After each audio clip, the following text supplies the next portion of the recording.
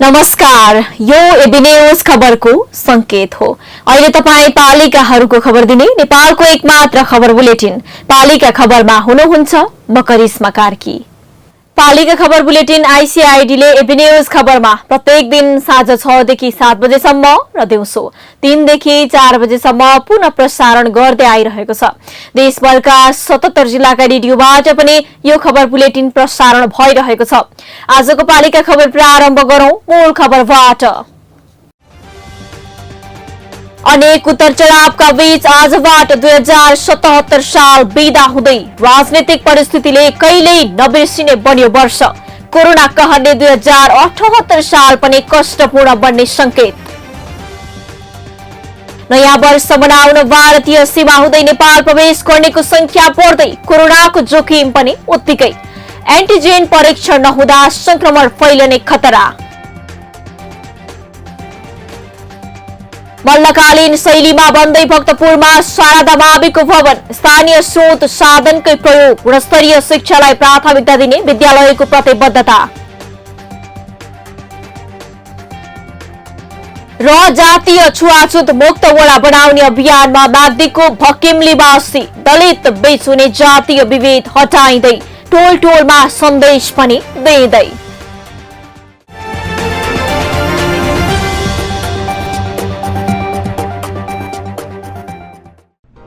जन जनको आशा, भरोसा र विश्वास हो पालिका। जनताद्वारा जनताले जनताकै लागि शासन गर्ने संयन्त्र हो पालिका। उसो भए जनताले के पाइरहेका छन्? के थिए त अपेक्षा?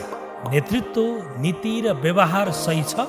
बजेट, कार्यक्रम र अभियान पर्याप्त छन्?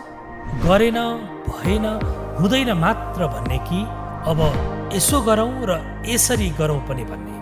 पहरेदारी र खबरदारीसँगै अब दिशानिर्देश गर्नु छ। हाम्रो स्थानीय सरकारलाई सचेत गराउने हाम्रै समाचारले हो। अब अट्नेछ सबैको खबर। यो हो पालिका खबर।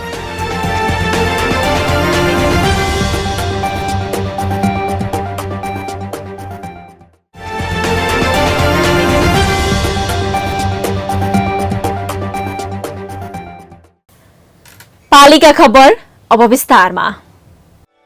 वर्षान्त दिनहरू बित्नुको प्राकृतिक सत्य मात्र होइन, आउने दिनको निर्देश र समुन्नत जीवन प्रतिको आशा पनि हो। बितेका वर्षले दिएका अनुभव आउँदो वर्षका लागि शिक्षा हो। वर्ष 2077 मा हर व्यक्तिको भोगाई विक्रम सम्वत 2078 का लागि सकारात्मक सुरुवातको प्रेरणा बनोस्। हुर्कदै गरेको संघीयताको बलियो कार्यान्वयनसँगै समृद्धिको राष्ट्रिय अठोट र यहाँको व्यक्तिगत आकांक्षा पूरा होस्। मानव सभ्यता विरुद्धकै प्रतिकूल परिस्थितिमा आफू सुरक्षित रही परिवार, समाज र मुलुकलाई नै सुरक्षित बनाउने जिम्मेवारीमा सबै सफल हुनुहोस्। आम दर्शक, श्रोता र विज्ञापनदाताको विक्रम सम्वत 2078 शुभ रहोस्, सुखद बनोस्। शुभकामना। शिव अधिकारी, कार्यकारी निर्देशक।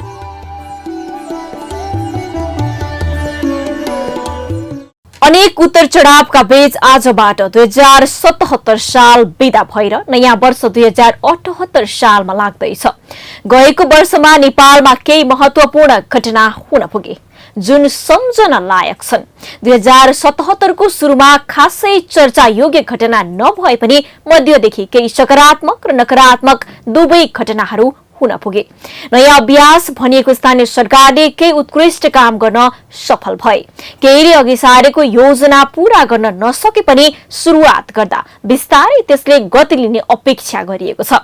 केन्द्रदेखि स्थानीय तहमा 2077 मिश्रित वर्ष बन्न पुग्यो। हेरौं एक रिपोर्ट।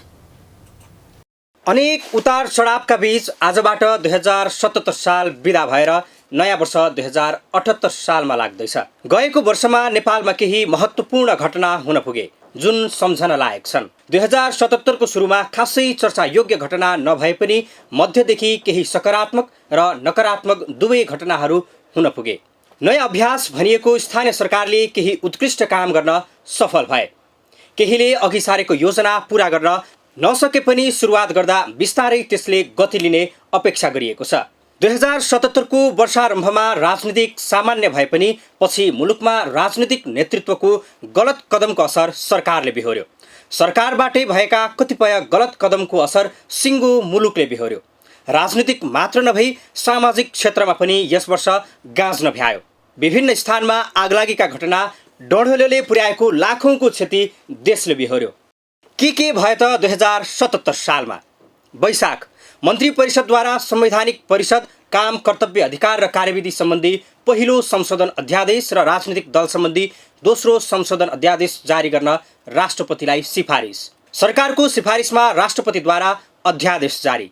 मन्त्री परिषदको सिफारिसमा संवैधानिक परिषद काम, कर्तव्य, अधिकार र कार्यविधि सम्बन्धी पहिलो संशोधन अध्यादेश र राजनीतिक दल सम्बन्धी दोस्रो संशोधन अध्यादेश खारेज।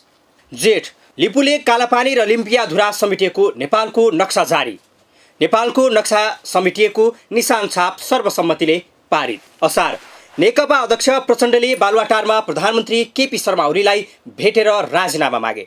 नेकपा अध्यक्ष प्रचण्डद्वारा प्रधानमन्त्री केपी शर्मा ओलीको राजीनामा माग नेकपाभित्र विवाद चर्कियो। साउन, नेकपा उपाध्यक्ष वामदेव गौतमद्वारा पार्टी एकताका लागि 6 बुँदे प्रस्ताव प्रस्तुत, ओलीद्वारा समर्थन। भदौ, तत्कालीन नेकपाभित्र सरकार र पार्टी सञ्चालन फरक फरक अध्यक्षले गर्ने सहमति। असोज, प्रधानमन्त्रीद्वारा मन्त्री परिषदमा मन्त्रीको हेरफेर, रक्षा मन्त्रालयबाट ईश्वर पोखरेललाई बिना विभागीय मन्त्रीको जिम्मा। कार्तिक, राजनीतिक गतिरोध बढिरहेका बेला भारतीय गुप्तचर संस्था रका प्रमुख सामन्त कुमार गोयल नेपाल आएर राजनीतिक दल र सुरक्षा अधिकारीसँग छलफल। संविधान विपरीत वामदेव गौतमलाई राष्ट्रिय सभा सदस्यमा मनोनित हुन सर्वोच्च अदालतले योग्य ठहर। तत्कालीन नेकपा अध्यक्ष पुष्पकमल दाहाल प्रचण्डले सचिवालय बैठकमा 19 पृष्ठ लामो राजनीतिक प्रस्ताव पेश गरे। ओली समूहले प्रतिवेदन फिर्ता लिन भन्दै निरन्तर विरोध गरे। भारतीय सेनाध्यक्ष मुकुन्द नरवणे 2 दिने नेपाल भ्रमणमा राष्ट्रपतिद्वारा मानर्थ प्रधान सेनापतिको दर्जाबाट सम्मान। पुस, प्रतिनिधि सभा विघटन गर्ने मन्त्री परिषदको निर्णय, सरकारको सिफारिसमा राष्ट्रपतिद्वारा निर्णय सदर। प्रधानमन्त्री केपी शर्मा ओली विरुद्ध नेकपाका 90 भन्दा बढी सांसदद्वारा अविश्वासको प्रस्ताव दर्ता। ओली पक्ष नेकपाद्वारा केन्द्रीय कमिटी विस्तार गरी 1179 बनाउने निर्णय। नेपाल कम्युनिस्ट पार्टी विभाजित, केपी शर्मा ओलीलाई हटाएर माधव कुमार नेपाललाई अध्यक्ष बनाउने निर्णय। विघटनपछि राजनीतिक अवस्था बुझ्न चिनिया सरकारी टोली नेपालमा। माग, विघटनको निर्णय विरुद्ध सडक सङ्घर्ष, विभिन्न सङ्घ संस्था, राजनीतिक दल र नागरिक समाजद्वारा सरकारको निरन्तर विरोध। मागमा नेपालमा 10 लाख डोज कोभिड-19 विरुद्धको भ्याक्सिन कोभिसिल्ड भित्रियो। माग 14 मा खोप लगाउन सुरु गरियो। फागुन, प्रतिनिधि सभा भिउत्याउने सर्वोच्च अदालतको फैसला। सर्वोच्च अदालतद्वारा तत्कालीन नेकपा एमाले र नेकपा माओवादी केन्द्रबीच भएको एकता खारेज। चैत, नेपाली काङ्ग्रेसद्वारा केपी शर्मा ओलीको राजीनामा माग्दै नयाँ सरकार बनाउने निर्णय। नयाँ सरकारका लागि काङ्ग्रेसद्वारा जसपा र माओवादी केन्द्रसँग सहकार्य गर्ने निर्णय। चीनले अनुदानमा दिएको 8 लाख खोप नेपाल भित्रियो। यी राजनीतिक घटनाक्रम बाहेक सुरुवाती 4 महिना मुलुक लकडाउनबाट आक्रान्त बन्न पुग्यो। असोजसम्म लकडाउन बेहोरेको मुलुक कार्तिकपछि बिस्तारै तङ्ग्रिँदै गयो। तर राजनीतिक घटनाक्रमले मुलुकलाई नराम्ररी गाँच्न पुग्यो। उता प्रतिनिधि सभा विघटनको असरले प्रदेश सभासम्म असर पुग्यो। प्रदेश सभामा असर पुग्दा स्थानीय सरकारमा पनि त्यसले प्रभाव पार्यो। विकास निर्माणमा भन्दा जनप्रतिनिधि राजनीतिक गतिविधिमा सक्रिय बन्न पुगे। उता आगलागीले विभिन्न जिल्ला र स्थानीय तहलाई ठुलै चोट दियो। बाँकेको नैरेनापुर, ताप्लेजुङको दोरम्बा बजार आगलागीको चपेटामा परे। ठुलो जनधनको क्षति भयो। गुल्मीका विभिन्न स्थानीय तहमा आगलागी हुँदा दमकलको अभावले धेरैले कहिले नमेटिने घाउ बोक्न बाध्य भए। देशभर डढेलो बढ्दा वर्षको साङ्मेसम्म काठमाडौँ लगायत विभिन्न क्षेत्रमा वातावरण प्रदूषण बन्न पुग्यो। हरेक स्थानीय तहले विभिन्न योजना अघि सारे पनि प्राकृतिक विपदमा ध्यान नदिँदा पुगेको असरले धेरैको चेत खुलाएको छ। विकासका नाममा भित्रिएका डोजर भन्दा पनि दमकल आवश्यक देखिएको सबैले मनन गर्न सके। यी र यस्तै आरोह अवरोहका बीच 2077ले बिदा लिँदैछ। नयाँ वर्षको स्वागत गर्दै गर्दा केन्द्र, प्रदेश र स्थानीय सरकारले नागरिकसँग जोडिएर काम गर्नुपर्ने कुरा पक्कै मनन र समीक्षा गरे होलान्। डोजर होइन, दमकलको आवश्यकता सबैले देखे होलान्। 2077मा गरिएका कैयौँ गल्तीलाई आगामी दिनमा नदोहोरिने प्रतिबद्धता गरौँ। तर राजनीतिक रूपमा परेको असर भने 2078मा पनि जारी रहने देखिन्छ। पालिका बुलेटिनमा अब पालो ओपन ब्यालटको। आजको ओपन ब्यालटमा हामीले तपाईको पालिकामा पूर्वाधार निर्माण गर्न बनाइएका उपभोक्ता समितिले कस्ता काम गरेका छन् भनेर विभिन्न जिल्लाका स्थानीयलाई सोधेका छौं। हेरौं के भन्छन् उनीहरू।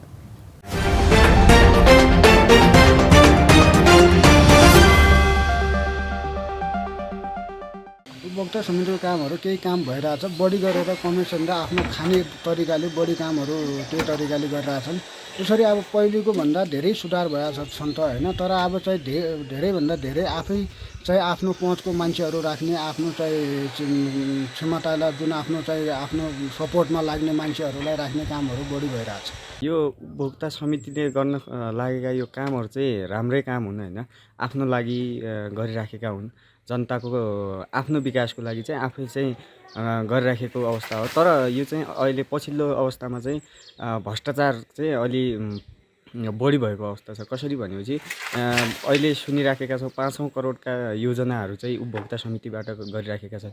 यो चाहिँ उपभोक्ता समितिमा चाहिँ कुनै चाहिँ ग्यारेन्टी हुँदैन, त्यो चाहिँ भ्रष्टाचार चाहिँ बढी भइरहेछ। हाम्रो टोलमा उपभोक्ता समिति गठन गरिएको छ, त्यसबाट कामहरू पनि राम्रो तरिकाले नै भइरहेछ। उपभोक्ता समितिमा हुने अग्रजहरूलाई कामहरू गर्नका लागि उपभोक्ता समाजका हामी नागरिकले पनि उहाँहरूलाई घचघच्याउँछौँ र उहाँहरूले राम्रो काम गर्नुभएको छ। मलाई चाहिँ जहाँसम्म लाग्छ एकदम सन्तोषजनक छ, किनकि हामीलाई चित्त नबुझेको काम फेरि बैठक बोलाएर हामीले फेरि दोहोऱ्याएर गराउन सक्छौँ। किनकि हामी दिनरात त्यही बाटोमा हिँडिरहेको हुन्छ, वरिपरि हिँड्दाखेरि हामीले देखिरहेको हुन्छ। त्यही भएर हामीले चित्त नबुझेको काम फेरि बैठक बोलाएर सम्पूर्ण मान्छेलाई फेरि मिटिङमा बोलाएर हामीले फेरि दोहोऱ्याएर गराउन सक्छौँ। चित्त नबुझेको काम फेरि आवाज उठाएर गराउन सक्छौँ। त्यही भएर एकदम सन्तोषजनक लाग्छ, एकदम ठिकै छ अहिलेसम्मको लागि। उपभोक्ता समितिले काम गर्दाखेरि हाम्रो भन्ने पनि भान हुन्छ र विकास निर्माणका कामहरू पनि राम्रो हुन्छ।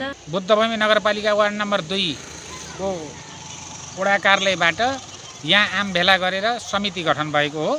हामीलाई यसरी गर्नुपर्छ भनेर चाहिँ कुनै अब त्यस्तो तालिम त हामीले लिएका छैनौँ।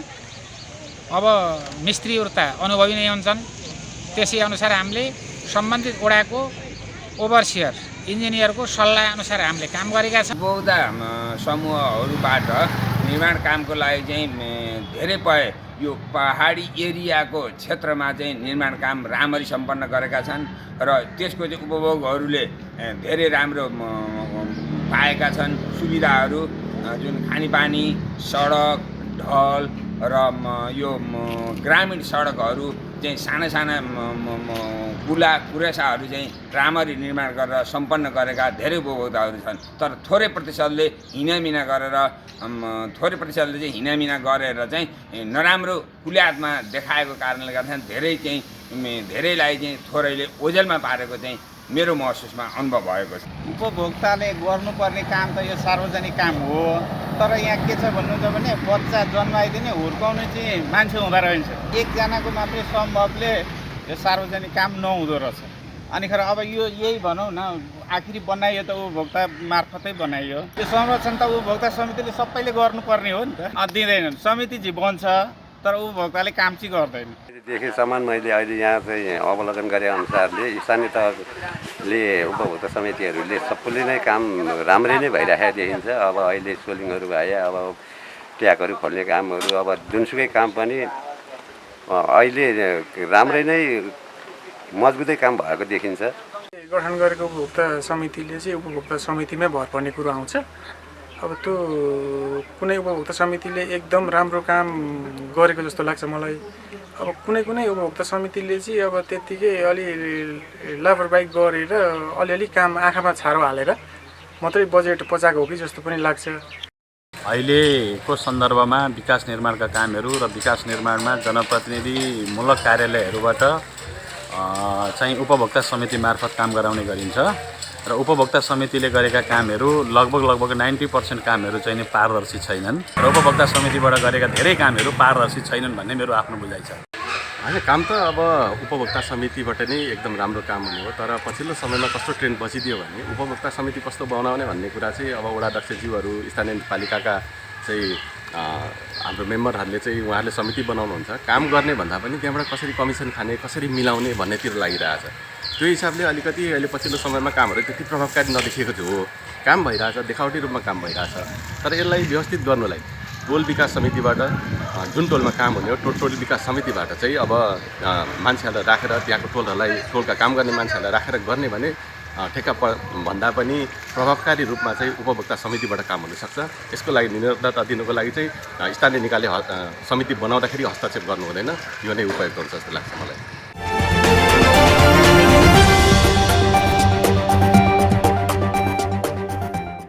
पालिका खबरको सिलसिला अझै जारी छ, त्यसअघि विश्राम अघि मूल खबर। अनेक उतार चढावका बीच आजबाट 2077 साल बिदा हुँदै राजनीतिक परिस्थितिले कहिल्यै नबिर्सिने बन्यो वर्ष। कोरोना कहरले 2078 साल पनि कष्टपूर्ण बन्ने संकेत। नयाँ वर्ष मनाउन भारतीय सीमा हुँदै नेपाल प्रवेश गर्नेको संख्या बढ्दै कोरोनाको जोखिम पनि उत्तिकै। एन्टिजेन परीक्षण नहुँदा संक्रमण फैलने खतरा। मल्लकालीन शैलीमा बन्दै भक्तपुरमा शारदा माविको भवन। स्थानीय स्रोत साधनकै प्रयोग, गुणस्तरीय शिक्षालाई प्राथमिकता दिने विद्यालयको प्रतिबद्धता। र जातीय छुवाछुत मुक्त वडा बनाउने अभियानमा माग्दीको भकिमलीवासी। दलित बीच हुने जातीय विभेद हटाइँदै टोल टोलमा सन्देश पनि दिँदै।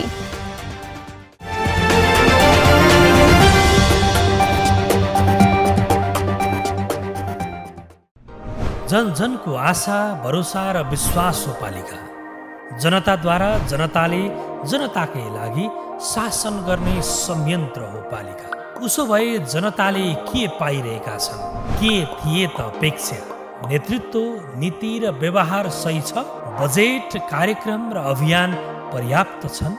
गरेन, भएन, हुँदैन मात्र भन्ने कि अब यसो गरौँ र यसरी गरौँ पनि भन्ने? पहरेदारी र खबरदारीसँगै अब दिशानिर्देश गर्नु छ। हाम्रो स्थानीय सरकारलाई सचेत गराउने हाम्रै समाचारले हो। अब अट्ने छ सबैको खबर। यो हो पालिका खबर।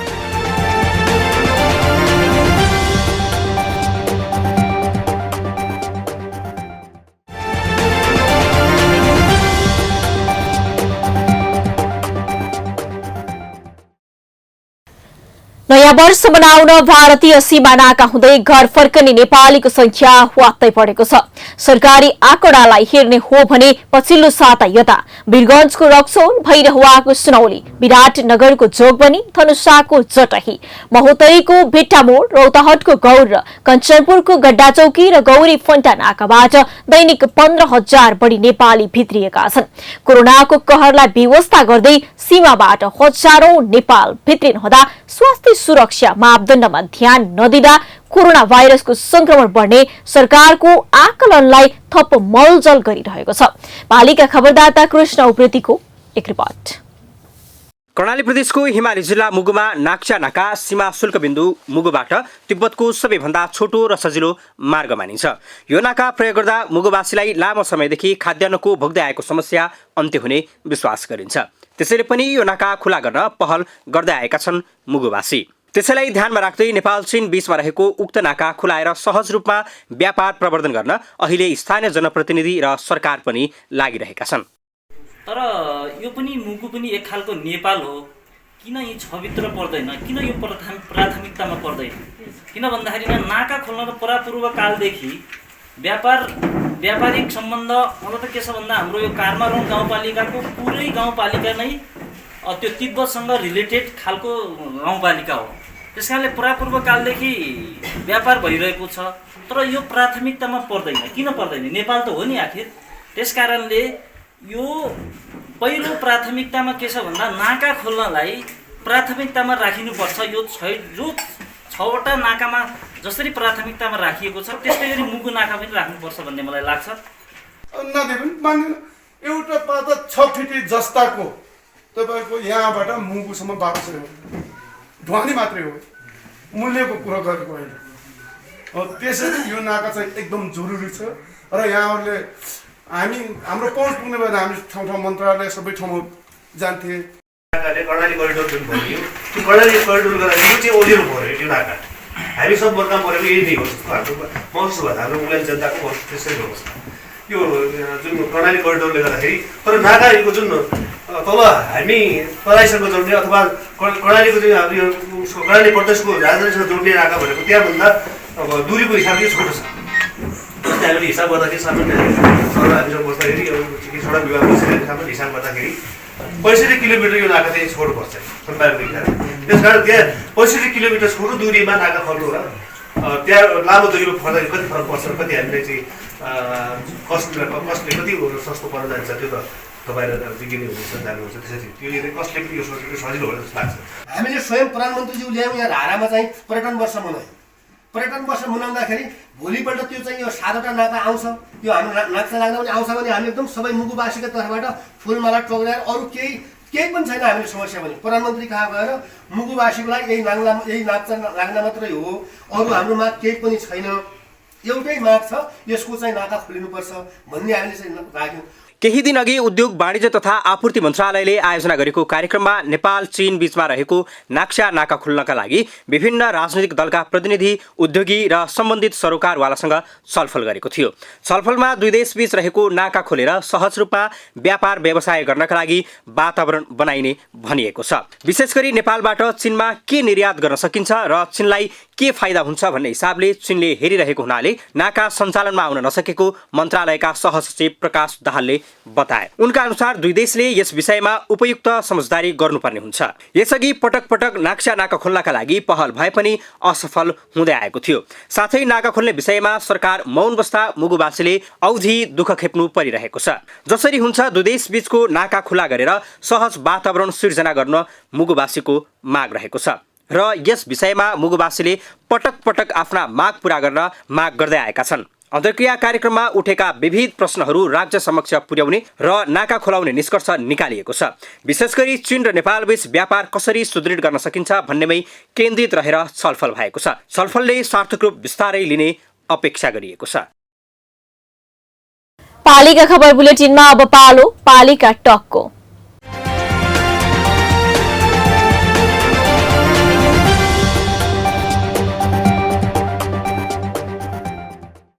आजको पालिका टकमा हामीसँग हुनुहुन्छ धादिङको गजुरी गाउँपालिकाकी उपाध्यक्ष सीता ढुङ्गाना। उहाँसँग पालिकाको विकास निर्माण, कोरोना सतर्कतामा पालिकाले गरेका प्रयास, कानून निर्माणको अवस्था लगायतका विषयमा कुराकानी गर्दैछौं। उपाध्यक्षज्यू नमस्कार अनि स्वागत छ यहाँलाई पालिका टकमा। हजुर नमस्कार, धन्यवाद। हजुर, मैले सुरु गर्न चाहे उपाध्यक्षज्यू, फेरि कोरोनाको दोस्रो लहर सुरु भएको छ। चालू वर्षमा तपाईहरूले सारेका कार्यक्रम र बजेट कार्यान्वयनमा सकस भइरहेको बेला कोरोनाको लहर सुरु भएको छ। सतर्कता कस्तो छ? यहाँहरूको योजना चाहिँ के छ? कसरी अघि बढ्नु भएको छ बताइदिनुस् न। हामीले पहिलो चरणको लकडाउन सामना गरेर अहिलेसम्म यहाँसम्म आइपुगेको भए हुनाले अब बढ्न सक्ने कोरोना संक्रमणका कारणले आउन सक्ने समस्याहरूमा हामी सतर्क रहनको लागि र सावधानी अपनाउनको लागि केही अनुभवहरू हामीलाई भिडभाड, सामाजिक दूरीहरू कायम गर्ने कुरादेखि लिएर गएर सरसफाइ, हात धुने कुरामा हाम्रो आधारभूत सावधानीका कुराहरू भयो भनेदेखि अरू चाहिँ संक्रमण फैलिँदै गर्दाको अवस्थामा संक्रमित व्यक्तिहरूको सुरक्षा र उपचारका लागि हामीले कोभिड अस्पतालको पनि हामीले सुरुवात गरेका छौँ। अनुसारका मेन पावरहरू हामीले व्यवस्थापन गरेका छौँ र सुरक्षा जाँचका संयन्त्रहरू पनि हामीले तयारी गरेका छौँ। हजुर, म अर्को विषयमा जान्न चाहे, अलिकति कृषिको पनि कुरा गरौँ। हामी कृषि एम्बुलेन्स सञ्चालन गर्ने भन्नुभएको थियो, यो अवधारणा कहाँ पुग्यो? यसबाट कृषकले कस्ता लाभ पाउँछन् उपाध्यक्षज्यू? पहिला कसरी जन्मियो भने ठिकै 1 वर्ष अगाडि, आजको 1 वर्ष अगाडि हामी कोरोना संक्रमणको पहिलो चरणको लकडाउनको पनि सुरुको फेजमा कोरोना कस्तो हो, कोरोना संक्रमणको भयावह स्थिति आउने भन्ने थियो। त्यो आउँदा कस्तो हुन्छ भन्ने थाहा नपाएको अवस्था र सावधानीको लागि देशभरि ठप्प यति बेला पैदल यात्रुहरू राजमार्ग हिँडिरहेको अवस्था, त्यो चाहिँ मजदुरहरू घर जान पैदल यात्रामा हिँडिरहेको अवस्था खेपिरहेको आजभन्दा 1 वर्ष अगाडिको समय थियो। त्यति बेला हामीले एउटा कन्सेप्ट हामीले अवधारणा हामीले जन्मायौँ र त्यसलाई हामीले पालिकामा छलफलमा लिएर आयौँ कि लकडाउन भएका बेलामा कृषि उत्पादनहरूलाई बजारमा कसरी पुर्याउने भन्दाखेरि बिरामी भएका व्यक्तिलाई एम्बुलेन्सबाट पुर्याउँछौँ हामी। जब चाहिँ एम्बुलेन्स बसबाट हामीले सेवा दिन्छौँ भने ती उत्पादित वस्तुहरू बारीमै खेतमै बिरामी भयो भने कृषि एम्बुलेन्स सञ्चालन गर्नुपर्छ भन्ने एउटा अवधारणा विकास गऱ्यौँ र त्यति बेला हामीले लागू गर्न सकेनौँ। यो वर्षको चालु आर्थिक वर्षको नीति तथा कार्यक्रममा हामीले त्यसलाई चाहिँ पास गरेर बजेटमा पनि समायोजन गरेर बजेटमा पनि हामीले बजेट विनियोजन गरेर हामी कृषि एम्बुलेन्स सञ्चालनमा ल्याउने भनेर हामी अगाडि बढ्यौँ र हामी अहिले त्यो कृषि एम्बुलेन्स स्वरूप हामी गाडी खरिद प्रक्रियामा छौँ र त्यो कृषि एम्बुलेन्स सञ्चालनमा आउँदाको अवस्थामा कृषकहरूले आफूले उत्पादन गरेका कृषि उत्पादनहरू, कृषि वस्तुहरू, विशेष गरी तरकारी नगदे बालीहरू चाहिँ समयमै बजारमा पुग्ने र बजारमा गएर कृषकले आफैले बिक्री वितरण गरेर त्यसको सही मूल्य आफूले निर्धारण गरी त्यो मूल्य बराबरको बिक्रीका चाहिँ बिक्री भएका सामानहरूको हजुर उपाध्यक्षज्यू, अलिकति विकास निर्माणका पनि कुरा गरौँ हामी। निर्वाचन पाका जनता समक्ष गरेका बाचा त अब पूरा गर्ने बेला पनि भइसक्यो। तपाईहरूले गरेका विकास बाचा कति पूरा भए के बाँकी छन् भनिदिनुहोस् न। हामी एउटा संहिता कार्यान्वयनको पहिलो चरण पहिलो सुरुवातमा अथवा संहिता कार्यान्वयनको सूत्रपात भएको स्थानीय तहको निर्वाचन पश्चात जुन सुरुवात भयो त्यसको अभ्यास, यो पहिलो अभ्यास हामी गर्न गइरहेका थियौँ। त्यति बेला हामी निर्वाचनमा जाँदाखेरि हामीले प्रतिबद्धता व्यक्त गरेका विशेष गरी चाहिँ घाँस बाँस कपासका आधारभूत अधिकारहरू प्रत्यायोजित गर्ने, आधारभूत अधिकार सुनिश्चित गर्ने हाम्रा वचनहरू थिए। हामीले खानेपानीको चाहिँ एक घर एक धारा को हामीले अवधारणालाई 3 वर्षभित्र हामी पुरा गर्छौँ भनेका थियौँ।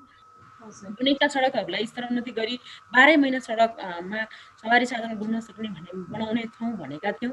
अहिले 8वटै वडामा सडक सञ्जालहरू पुर्याउने कामहरू 8वटै काम सम्पन्न भएको छ। 8वटै वडामा स्वास्थ्य संस्थाहरू चाहिँ निर्माण गर्ने, स्वास्थ्य संस्था निर्माण गर्ने भन्ने काम प्रतिबद्धता हाम्रो थियो, घोषणापत्रमा हामीले उल्लेख गरेका थियौँ। त्यो पनि हामीले पुरा गरिसकेका छौँ। सँगसँगै शिक्षकको दरबन्दी अभाव भएका कारण, शिक्षक जनशक्ति अभाव भएका कारण गुणस्तरीय शिक्षामा परेको प्रभावलाई न्यूनीकरण गर्न हामी शिक्षक दरबन्दीहरू हामी क्रिएट गराएर हामी शिक्षक दरबन्दी हामीले निर्माण गरेर गाउँपालिकाले हामीले शिक्षक परिपूर्ण गर्नेछौँ भन्ने हामीले जुन प्रतिबद्धता व्यक्त गरेका थियौँ त्यो व्यक्त गरे अनुरूप अहिले हामीले गाउँपालिकाले 55वटा नयाँ दरबन्दी हामी गाउँपालिका दरबन्दी पुरा गरेर हामीले सुरुवात गरेका छौँ। सम्पूर्ण विद्यालयहरूमा बाल विकास कक्षा हामीले सुरुवात गर्छौँ भनेका थियौँ। सबै 45वटा हामीसँग सामुदायिक विद्यालयहरू छन्, ती सबैमा इसिडी कक्षाहरू लागू भइसकेका छन्। लगायतका यावत हामीले चाहिँ शिक्षा, स्वास्थ्य, रोजगारीमा वृद्धि गर्ने खालका कार्यक्रमहरू, आर्थिक विकासका कार्यक्रमहरू हामीले त्यही अनुरूप लगेका छौँ। धेरै गरेका छौँ र केही गर्न अझै पनि बाँकी छ। हजुर, हामी अन्तिममा छौँ उपाध्यक्षज्यू। मैले यहाँलाई जाँदा जाँदै सोध्न चाहे, तपाईँ नेतृत्वको न्यायिक समितिले चाहिँ अहिलेसम्म के काम गर्यो भनिदिनुहोस् न। न्यायिक समितिले गर्ने भनेको काम भनेको स्थानीय सरकार सञ्चालन ऐनले तोकेको, स्थानीय सरकार सञ्चालन ऐनले निर्दिष्ट गरेको सञ्चालन ऐनको दफा 47 1 र 2 मा उल्लेख भएका न्यायिक अधिकारहरूलाई चाहिँ निरूपण गर्ने भन्ने न्यायिक समितिको काम हो। त्यो कामलाई हामीले निरूपण गर्ने क्रममा आजसम्म हामीले 178वटा मुद्दाहरू, 178वटा उजुरीहरूलाई हामीले न्यायिक समितिबाट किनारा लगाएका छौँ भने थोरै मात्र आजको मितिमा 6वटा मात्र मुद्दाहरू दर्ता भएका मुद्दाहरू 6वटा मात्रै बाँकी छ। विशेष गरी चाहिँ यो साँध विवादका, कुलो विवादका, चाहिँ श्रीमान श्रीमतीका झैझगडाका, अनि छोरा बुहारीले ज्येष्ठ नागरिकलाई इज्जत आमद अनुसार खाना लाउन नदिएको केसहरू। हजुर, हस् उपाध्यक्षज्यू, यो महत्त्वपूर्ण समय दिनुभयो, यहाँलाई धेरै धेरै धन्यवाद। हस्, धन्यवाद।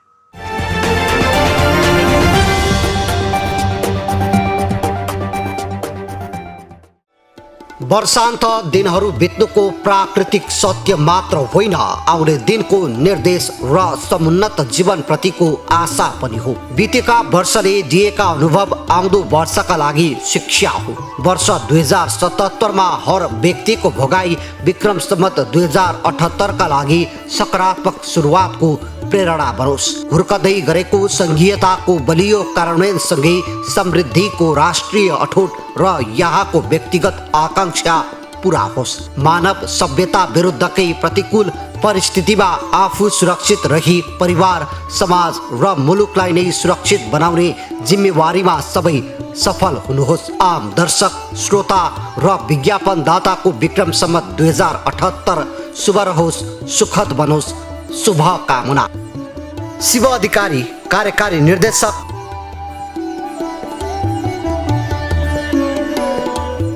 अब अट्ने छन् सबैका खबर। यो हो पालिका खबर। पालिका खबरको सिलसिला अझै जारी छ, त्यसअघि विश्राम अघि मूल खबर। अनेक उतार चढावका बीच आजबाट 2077 साल बिदा हुँदै राजनीतिक परिस्थितिले कहिल्यै नबिर्सिने बन्यो वर्ष। कोरोना कहरले 2078 साल पनि कष्टपूर्ण बन्ने संकेत। नयाँ वर्ष मनाउन भारतीय सीमा हुँदै नेपाल प्रवेश गर्नेको संख्या बढ्दै कोरोनाको जोखिम पनि उत्तिकै। एन्टिजेन परीक्षण नहुँदा संक्रमण फैलने खतरा।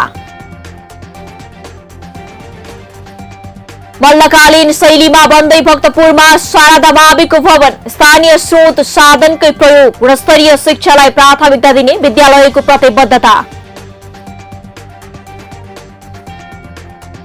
र जातीय छुवाछुत मुक्त वडा बनाउने अभियानमा माग्दीको भकिमली बासी। दलित बीच हुने जातीय विभेद हटाइँदै टोल टोलमा सन्देश पनि दिँदै।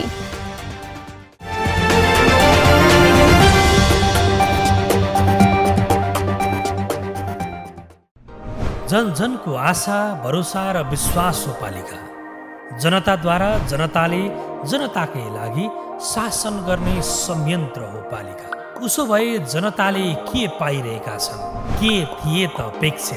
नेतृत्व, नीति र व्यवहार सही छ? बजेट, कार्यक्रम र अभियान पर्याप्त छन्? गरेन, भएन, हुँदैन मात्र भन्ने कि अब यसो गरौँ र यसरी गरौँ पनि भन्ने? पहरेदारी र खबरदारीसँगै अब दिशानिर्देश गर्नु छ। हाम्रो स्थानीय सरकारलाई सचेत गराउने हाम्रै समाचारले हो। अब अट्ने छ सबैको खबर। यो हो पालिका खबर।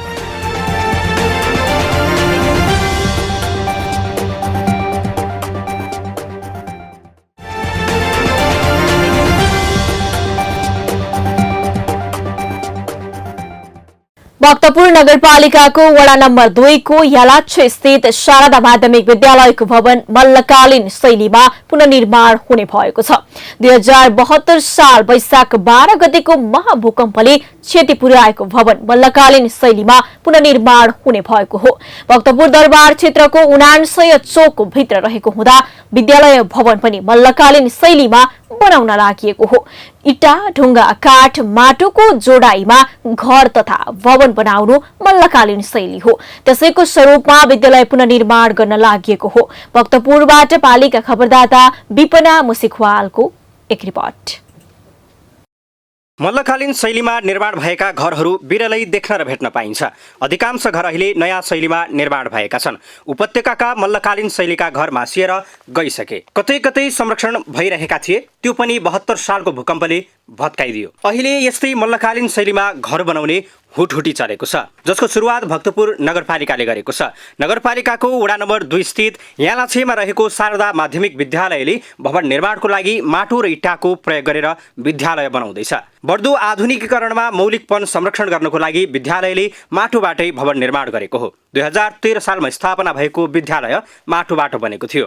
2072 सालमा आएको भूकम्पमा पनि विद्यालयको पुरानो भवन क्षति भयो। भवनकै कारण विद्यार्थीको संख्यामा पनि कमी आयो। परम्परागत शैलीको जगेर्ना गरी स्थानीय स्रोत साधनको प्रयोग गरी भवन निर्माण गर्न नगरपालिका जुटेको छ। हामीले पुर्खाको इज्जत जोगाउनुपर्छ, परम्परागत संरचना जोगाउनुपर्छ, हाम्रो मौलिक शैली जोगाउनुपर्छ भन्ने धेरैले भनेको सुन्छौँ।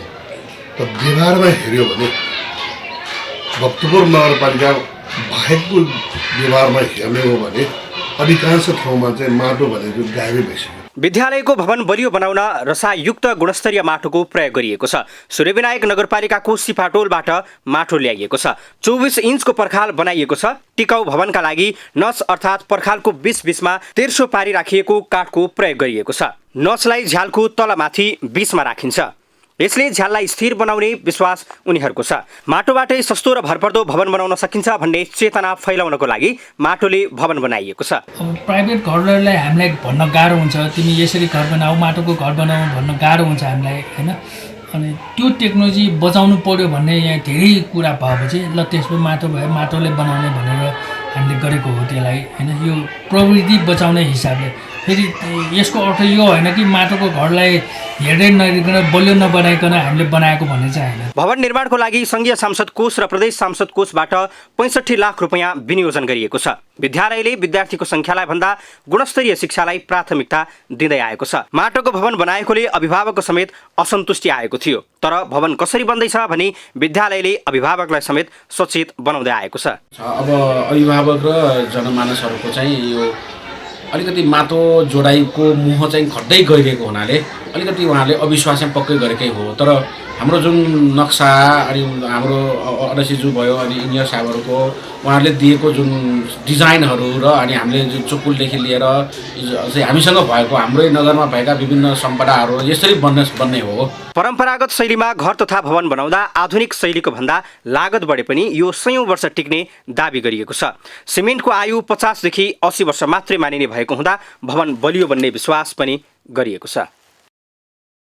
पालिका खबर बुलेटिनमा अब पालो पालिकामा आजको। आज दिनभर कुन पालिकामा के भयो? सहकर्मी सन्तोष पोखरेलको साथमा पालिकामा आज।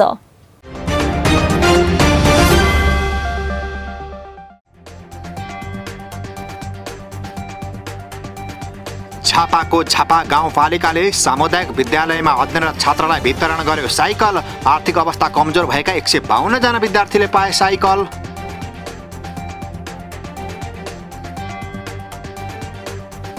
नगर प्रमुख तथा प्रशासकीय अधिकृतको मेले महत्त्वमा व्यापक अनियमितता भएको भन्दै सिराहाको कल्याणपुर नगरपालिकाका वडाध्यक्ष र कार्यपालिकाका सदस्यहरू आन्दोलित। विभिन्न 11 बुँदे माग सम्बोधन गर्न माग।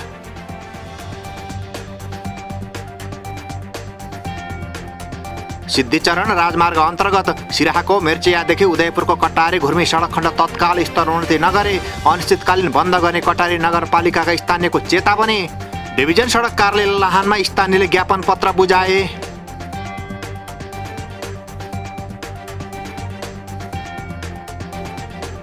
लैङ्गिक समावेशी योजना निर्माणमा जुट्यो खोटाङको हलेसितुवाचुङ नगरपालिका। जनप्रतिनिधि र कर्मचारी बीच 2 दिने कार्यशाला सम्पन्न।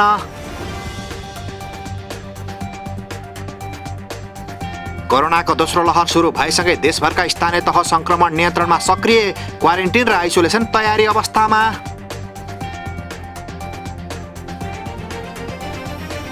खोटाङको दिक्तेल रूपाकोट मजुवागढी नगरपालिका 1 मा रहेको हर्कराज राईको फर्निचर उद्योगमा आगलागी हुँदा 50 लाख भन्दा बढीको क्षति। तयारी अवस्थाका फर्निचर काठ लगायतका सामग्री जलेर नष्ट।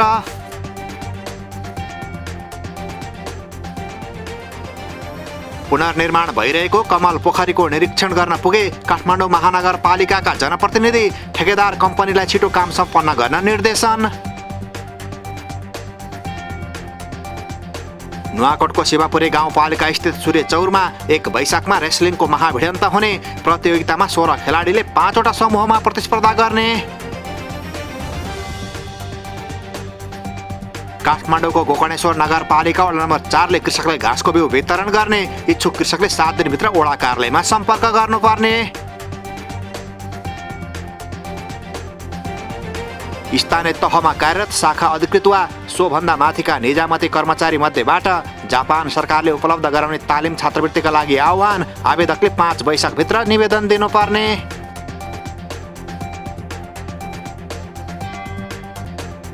सङ्खुवा सभाको धर्मदेवी नगरपालिकाद्वारा मोडे बजारमा चापको स्तम्भ निर्माण। स्तम्भले पर्यटकलाई आकर्षित गर्ने।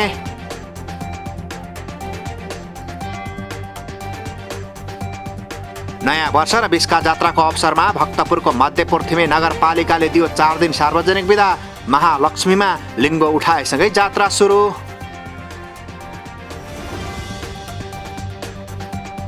राष्ट्रपति शैक्षिक सुधार कार्यक्रम अन्तर्गत पर्वतका 48वटा विद्यालयले 6 करोड 82 लाख रुपैयाँ पाउने।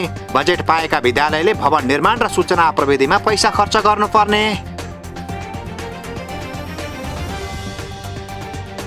काठमाडौँ महानगरपालिकाद्वारा टेकुमा बन्ने आफ्नो कार्यालय भवनका लागि टेन्डर आह्वान। भवन भूमिगत पार्कसहित 8 तले बन्ने। रूपन्देहीको सैनामैना नगरपालिकाको आयोजनामा भएको राष्ट्रपति रणशिल तथा चौथो नगर स्तरीय खेलकुद सप्ताह सम्पन्न। विजयी टिमले पाए पुरस्कार। गोल्मीको मुसिकोट नगरपालिकाको आयोजनामा स्थानीय तह संस्थागत क्षमता अभिमुखीकरण तथा स्वमूल्याङ्कन कार्यशाला सम्पन्न। नगरपालिकाको आर्थिक वर्ष 76-77 को गरियो स्वमूल्याङ्कन। सिन्धुलीको घ्याङलेख गाउँपालिकाद्वारा आगलागी पीडितलाई आर्थिक सहयोग प्रदान। पीडित रतन बहादुर भोलनले पाए 30,000 रुपैयाँ। रूपन्देहीको बुटल उपमहानगरपालिकाको कालिका माविका प्रधानाध्यापक विष्णुहरि ग्यावाली सहित 8 जना शिक्षकमा कोरोना संक्रमण पुष्टि। विद्यालय बन्द। काभ्रेको 5 खाल नगरपालिकाले 1 जना सहायक कृषि प्राविधिक करारमा नियुक्त गर्ने। इच्छुकले 15 दिनभित्र पालिकामा दरखास्त बुझाउनु पर्ने। र सङ्घीय मामिला तथा सामान्य प्रशासन मन्त्रालयको आयोजनामा पोखरामा जनप्रतिनिधि र अन्य सरकारवालाहरूको सहभागितामा स्थानीय तहहरूको असल अभ्यास आदान प्रदान तथा समीक्षा कार्यक्रम सम्पन्न।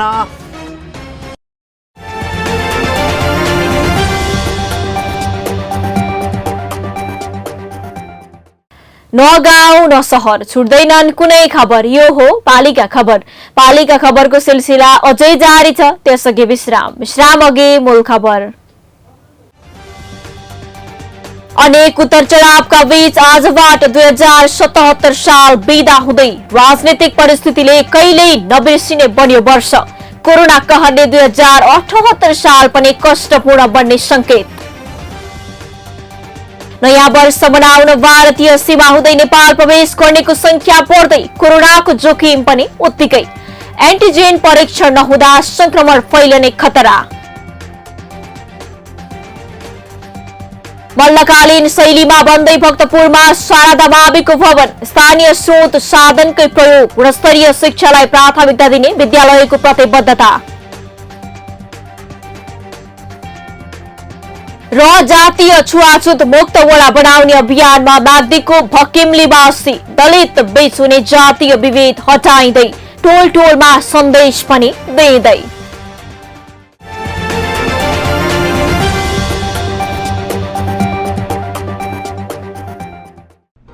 जन जनको आशा भरोसा र विश्वास हो पालिका। जनताद्वारा जनताले जनताकै लागि शासन गर्ने संयन्त्र हो पालिका। उसो भए जनताले के पाइरहेका छन्? के थिए त अपेक्षा? नेतृत्व, नीति र व्यवहार सही छ? बजेट, कार्यक्रम र अभियान पर्याप्त छन्? गरेन, भएन, हुँदैन मात्र भन्ने कि अब यसो गरौँ र यसरी गरौँ पनि भन्ने? पहरेदारी र खबरदारीसँगै अब दिशानिर्देश गर्नु छ। हाम्रो स्थानीय सरकारलाई सचेत गराउने हाम्रै समाचारले हो। अब अट्नेछ सबैको खबर। यो हो पालिका खबर।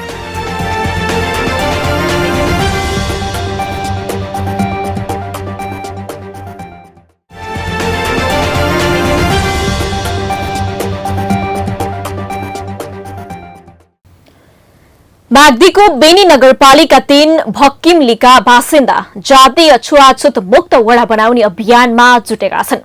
वडाका जनप्रतिनिधि र अगुवाहरू दलित र गैर दलित समुदाय बीच विभेद हटाएर समतामूलक समाज निर्माणको अभियानमा जुटेका हुन्। माग्दीबाट पालिका खबरदाता सन्तोष गौतमको एक रिपोर्ट। प्रगतिशील दलित मञ्चले वडा र नगरपालिका कार्यालयको सहकार्यमा भकिमलीमा आयोजना गरेको अन्तर्क्रिया कार्यक्रममा सहभागीले छिट्टै सहभोज कार्यक्रम आयोजना गरेर जातीय छुवाछुत मुक्त वडा घोषणा गर्ने निर्णय गरेका छन्।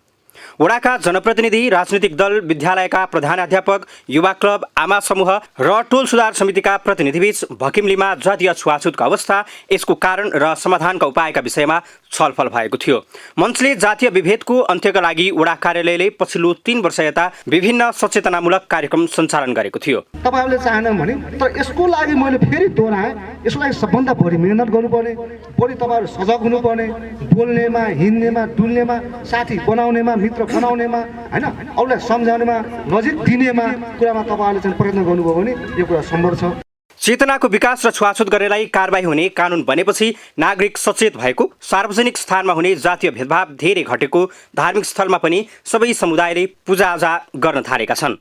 पहिलो चरणमा दलित बीच हुने जातीय विभेद हटाइएको थियो। दलित र गैर दलित बीचको विभेद हटाउन दोस्रो चरणमा प्रशिक्षणका साथै सन्देशमूलक पुस्तक वितरण गरिएको छ। दलित समुदायले व्यक्तिगत घरायसी र वातावरण सरसफाइमा सुधार गरेका छन्।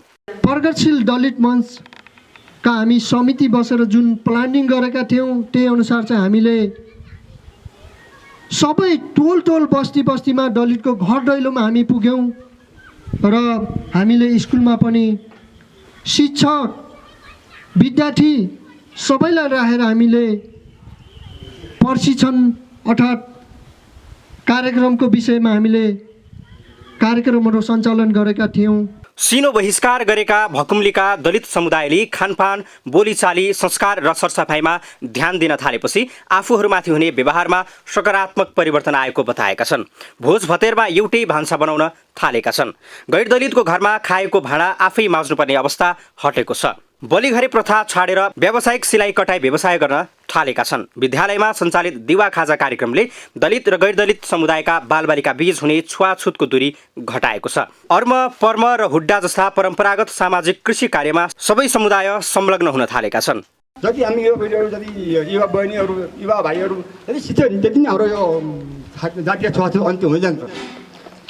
र हाम्रो यो भक्कलीमा हेर्दाखेरि म घुम्दाखेरि पिर्दाखेरि कुनै पनि विद्यालयमा त्यो छुवाछुत भएको घटना घटेको छैन। विद्यालयमा होस्, हेल्पमा होस्, वनमा होस्, यो कुनै यो हुन्छ नि हाम्रो सहभागिता यस्तो भएको घटना घटेको छैन। हामी भित्र पस्न चाहेका छैनौँ। हामीहरू तपाईहरुका हक अधिकार खोज्न चाहेका छैनौँ र हाम्रो समुदायलाई र हामीलाई मात्र मान्छे भएर मान्छेको व्यवहार गरिदिनुस्, यति मात्र हाम्रो माग छ। संविधान र कानुनले कुनै पनि किसिमका विभेदलाई निषेध गरे पनि नेपाली समाजमा व्यावहारिक हिसाबले अझै पनि जातीय छुवाछुतको समस्या जीवितै छ। विभेदको अन्त्य र समानता कायम गरेर शान्तिपूर्ण र सबैले समानको महसुस गर्ने समाज निर्माणका लागि भकिमलीमा गरिएको नमुना प्रयासलाई दिगो बनाउन र निरन्तरता दिनुपर्ने देखिन्छ। पालिका खबर बुलेटिनको अन्ततिर छौं। मूल खबर पुनः एकपटक। अनेक उतार चढावका बीच आजबाट 2077 साल बिदा हुँदै राजनीतिक परिस्थितिले कहिल्यै नबिर्सिने बन्यो वर्ष। कोरोना कहरले 2078 साल पनि कष्टपूर्ण बन्ने संकेत। नयाँ वर्ष मनाउन भारतीय सीमा हुँदै नेपाल प्रवेश गर्नेको संख्या बढ्दै कोरोनाको जोखिम पनि उत्तिकै। एन्टिजेन परीक्षण नहुँदा संक्रमण फैलने खतरा। मल्लकालीन शैलीमा बन्दै भक्तपुरमा शारदा माविको भवन। स्थानीय स्रोत साधनकै प्रयोग, गुणस्तरीय शिक्षालाई प्राथमिकता दिने विद्यालयको प्रतिबद्धता।